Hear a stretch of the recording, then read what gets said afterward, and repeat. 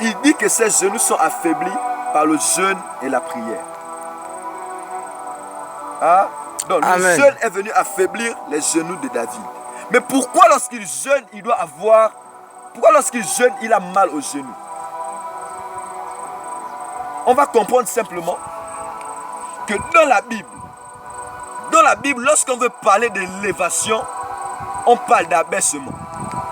Amen. C'est la première chose que je retiens, c'est que dans la Bible, lorsqu'on veut parler d'élévation, on parle d'abaissement. Amen. Lorsqu'on veut parler d'élévation, on parle d'abaissement. Il y a plusieurs sciences qui existent sur la terre. Il y a l'astronomie ou bien l'astrologie, ou je ne sais pas. Il y a la biologie, il y a la cardiologie. Toutes les sciences qui peuvent exister là, ça existe. Mais il y a une science qui est une science très importante, c'est la science de la généalogie.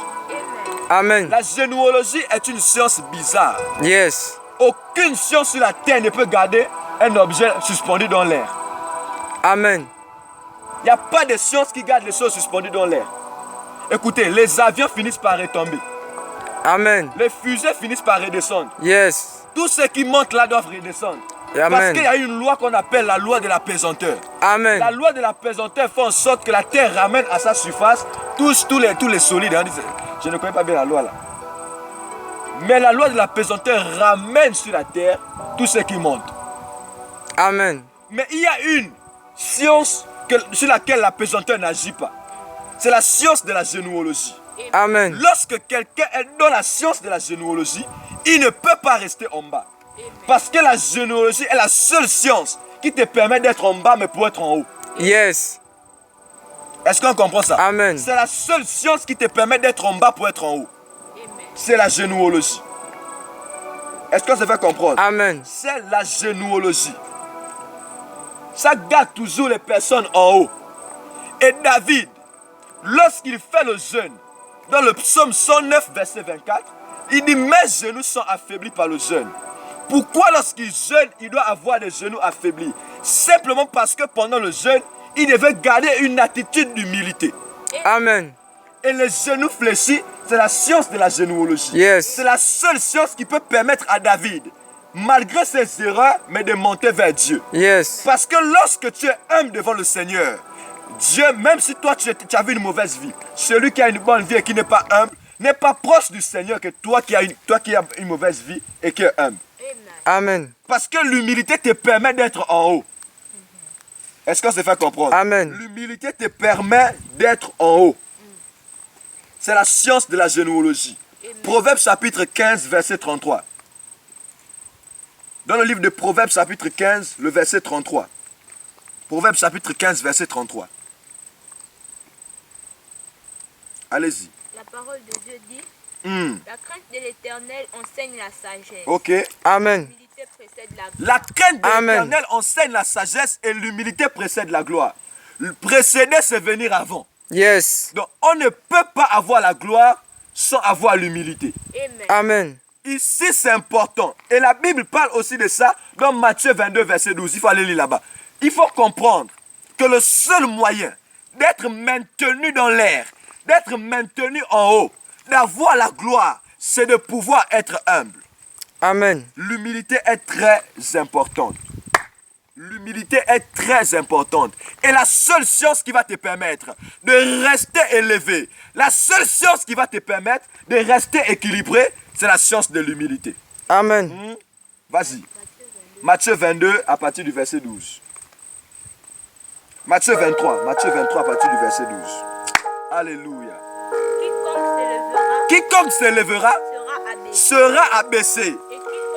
Et Et quiconque s'abaissera sera élevé. sera élevé. Amen. Le seul moyen d'être élevé, c'est de s'abaisser. Yes. J'ai compris que David, en fait, les humbles sont bizarres. Amen. Sachez que tous ceux qui deviennent humbles, là, c'est les grands hommes. Yes. Écoutez, les pauvres sont des orgueilleux. C'est vrai que ça sonne bizarre, mais les pauvres sont des orgueilleux. Les faibles sont des orgueilleux aussi. J'ai compris que ce sont des humbles. Amen. Hein?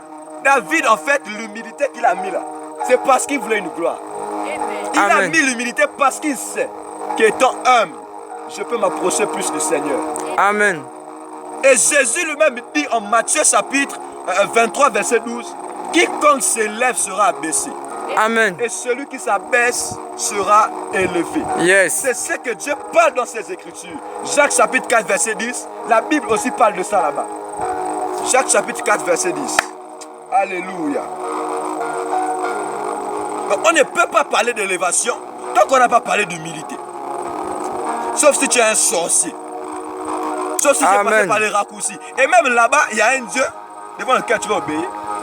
Amen. Sur l'humilité. Jacques 4, verset 10. Humiliez-vous devant l'Éternel, devant le Seigneur. Jacques 4, verset 10 dit, humiliez-vous devant le Seigneur. Hein? Et il vous élèvera. Et il vous élèvera. Le seul moyen pour permettre à Dieu de t'élever, c'est de t'humilier devant lui. Amen. La Bible dit que Dieu ne partage sa gloire avec personne. Amen. Mais comment est-ce que Dieu peut me donner la gloire? Vu que la Bible dit, l'humilité précède la gloire. Donc j'ai une gloire.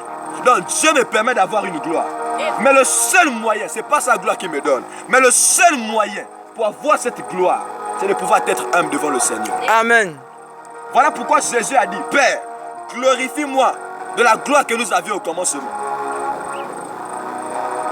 Est-ce qu'on s'est fait comprendre? Yes. L'humilité est une science bizarre. Yes. L'humilité est une science très bizarre.